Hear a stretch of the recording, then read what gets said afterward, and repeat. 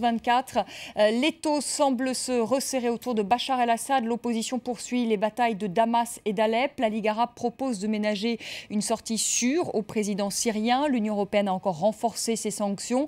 Le régime est encore soutenu aujourd'hui par des minorités, et notamment par les Alaouites. Alors, qui est cette communauté? La création d'un mini-État alaouite, est-ce envisageable? Et quelle garantie aujourd'hui l'opposition peut-elle donner à ces minorités qui craignent des représailles? On en parle ce soir avec Fabrice Balanche. Bonsoir.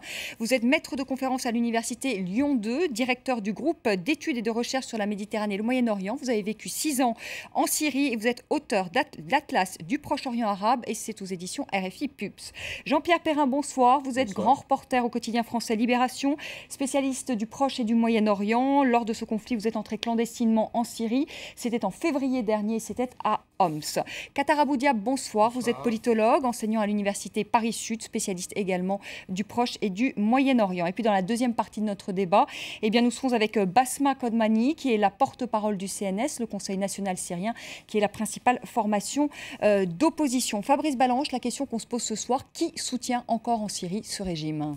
Comme vous l'avez dit, vous avez tout d'abord effectivement les Alaouites, qui sont la communauté du président Bachar el-Assad et de feu son père, Hafez el-Assad, à peu près 10% de la population syrienne, qui sont localisés en grande majorité sur la côte syrienne, à Takié, Tartous, dans la montagne qui porte leur nom, le Djebel Alaouite.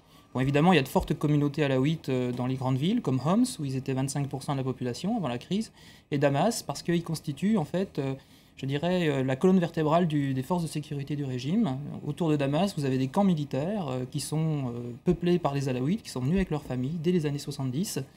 Et ça, c'est vraiment le soutien majeur du régime, ce qui l'empêche de s'effondrer sur le modèle, par exemple, tunisien ou égyptien.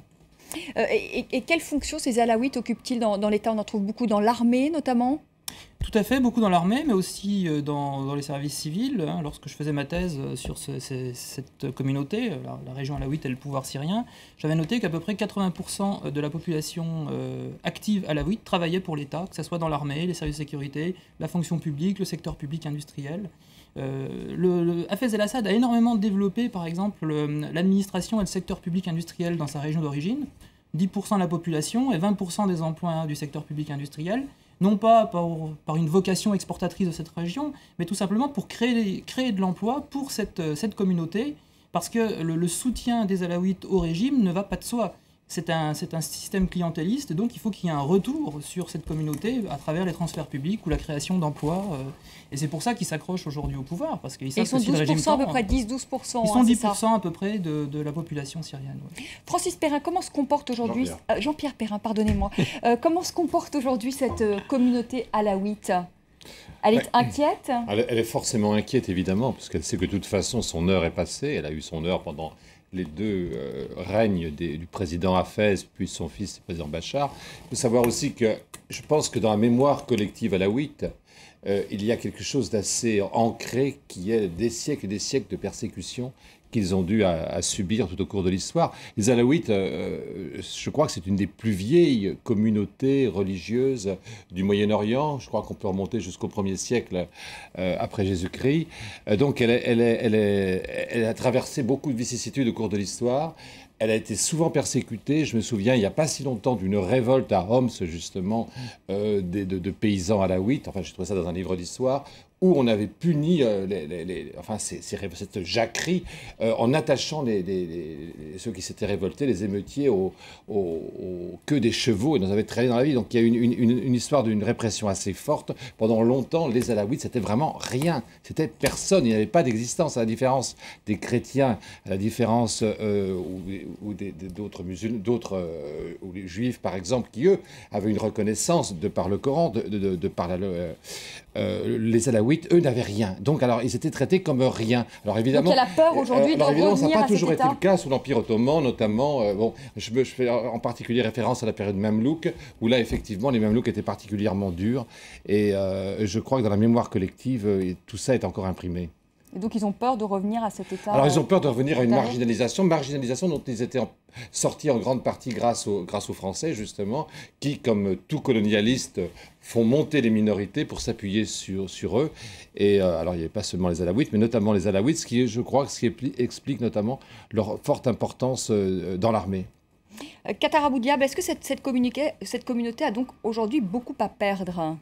Est-ce qu'elle a tout à perdre aujourd'hui? Vraiment, il y a cette psychose des minorités en Orient, et ça ne s'applique pas simplement aux Alaouites, ça s'applique à peu près à tout le monde.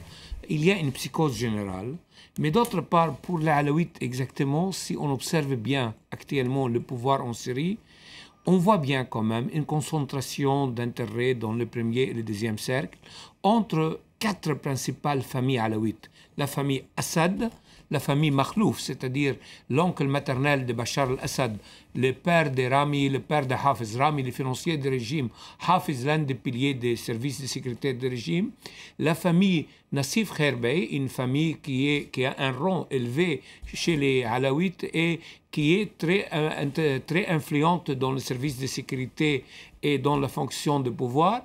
Et il y a la famille de Shalish al-Humma, c'est les autres cousins très proches de la famille Assad.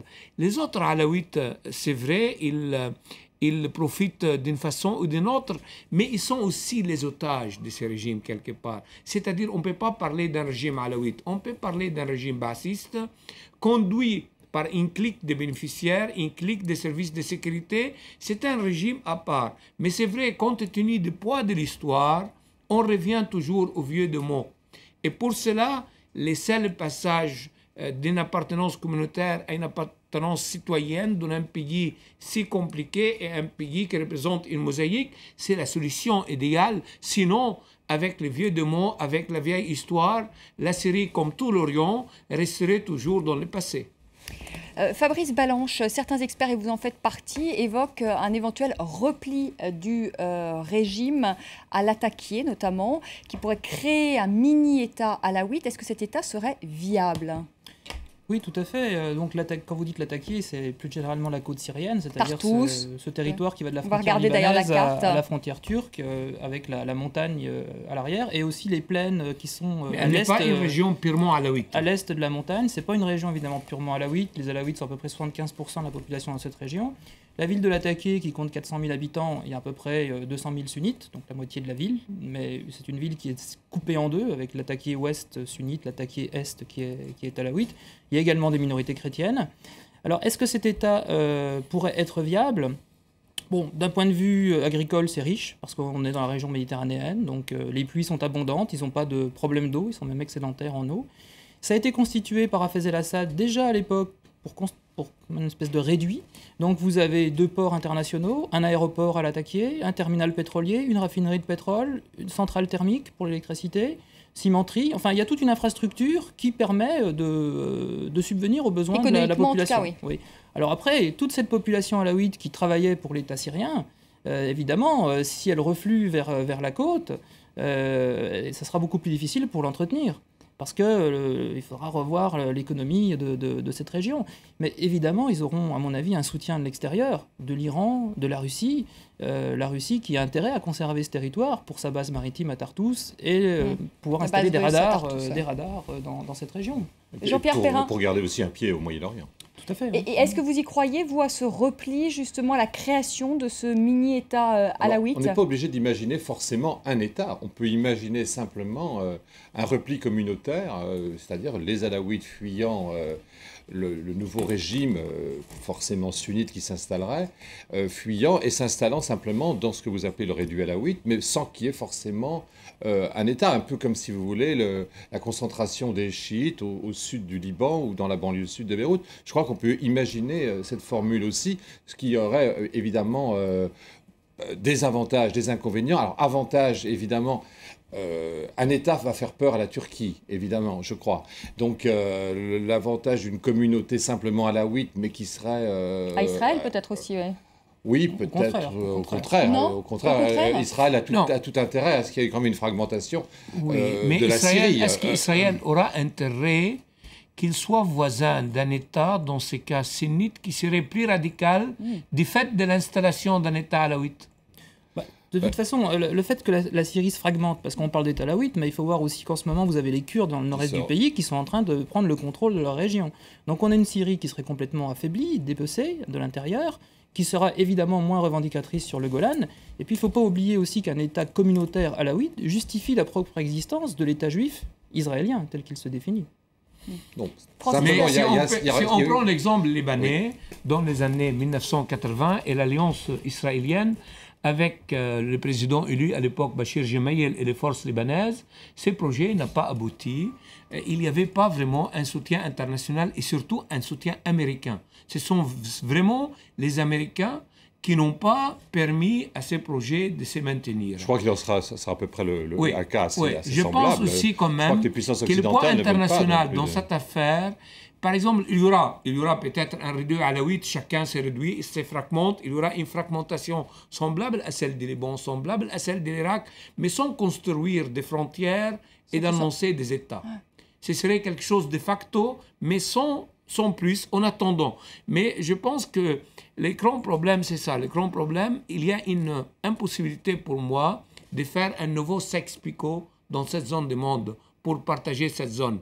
La Russie et l'Iran, d'accord, mais les autres, est-ce qu'ils jouent le jeu? La Turquie, est-ce qu'elle accepte? L'Arabie Saoudite et les autres n'acceptent pas? Car ce serait quand même une sorte d'une contagion qui pourrait toucher même l'Arabie Saoudite, qui pourrait toucher même l'Iran, même le Pakistan, c'est-à-dire ce serait l'écran moyen rêvé par les Américains, il serait fragmenté en petits États et ce serait une guerre de 100 ans. Ce grand Moyen-Orient, on a vu le Soudan qui a éclaté en 2 États.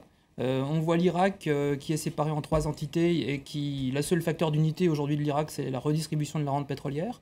Donc on peut très bien imaginer la Syrie sur le modèle irakien et puis ensuite un éclatement de ce modèle et une partition réelle. Sur le temps, oui. Sur la durée. Vous y croyez à soi, oui. Sur la durée. Un processus de balkanisation. Oui, je veux dire que le risque existe. Alors maintenant, tout dépendra de la sagesse aussi des pays voisins. C'est-à-dire, s'il y a une victoire de l'insurrection sunnite, est-ce que, par exemple, un pays comme l'Arabie Saoudite va encourager cette insurrection à prendre tout le pouvoir, ou est-ce qu'au contraire, elle va être un frein en lui disant, non, ne prenez pas tout, partagez avec les autres.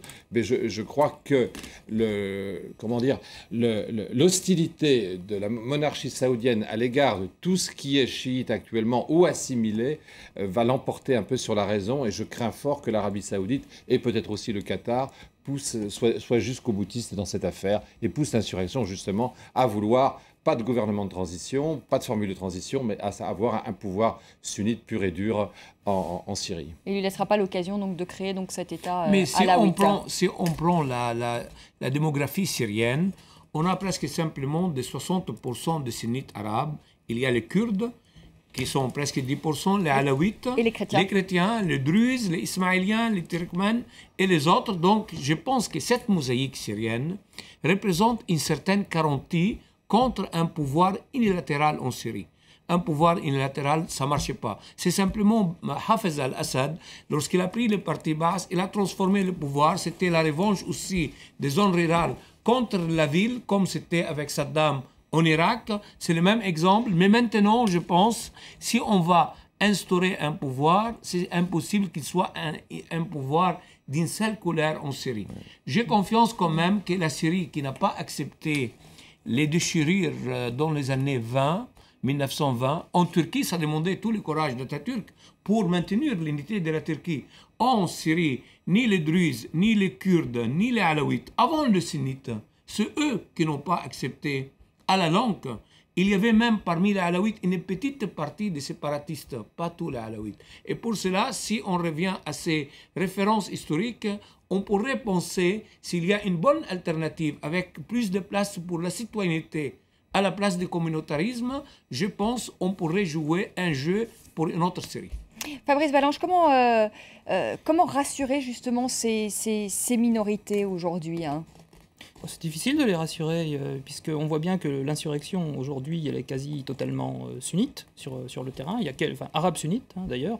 Vous avez quelques Kurdes qui rejoignent l'armée syrienne libre, mais en gros, ce sont des arabes sunnites.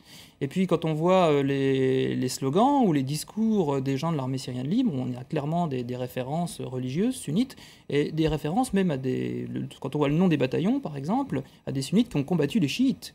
Donc c'est pas fait pour rassurer effectivement les minorités comme les alaouites et les chiites. Quant aux chrétiens, ils ont extrêmement peur de subir le sort des chrétiens irakiens qui ont fait jurisprudence puisqu'ils sont venus se réfugier aussi en Syrie pendant des années. Donc ils ne croient absolument pas je dirais, un État laïque, démocratique en Syrie dans le futur. Pour revenir sur la démographie, sur la mosaïque syrienne, il faut comprendre aussi qu'on a en Syrie un différentiel démographique aujourd'hui, depuis une ou deux générations, entre la majorité sunnite, qui a un taux de fécondité en moyenne de 5 à 6 enfants par femme, tandis que les minorités comme les druzes, les alaouites et les chrétiens, ils ont achevé ce qu'on appelle la transition démographique et aujourd'hui ils sont à 2 et quelques enfants par femme. Donc vous avez aussi ce danger démographique qui fait peur aux minorités parce qu'elles se sentent de plus en plus minoritaires, vieillissantes, par rapport en fait à une jeunesse sunnite qui progresse et qui s'étend justement. Donc ça, c'est un facteur à ne pas négliger et qui conduit en fait les minorités à se recroqueviller sur leur territoire avec peur de l'hégémonie sunnite. On va faire une petite pause. On va se retrouver dans un instant pour la deuxième partie de notre débat consacré donc ce soir à la Syrie. Avec cette question, est-il possible d'éviter une guerre communautaire? Nous serons avec Basma Kodmani, qui est la porte-parole du CNS, le Conseil national syrien, qui est la principale formation d'opposition. À tout de suite.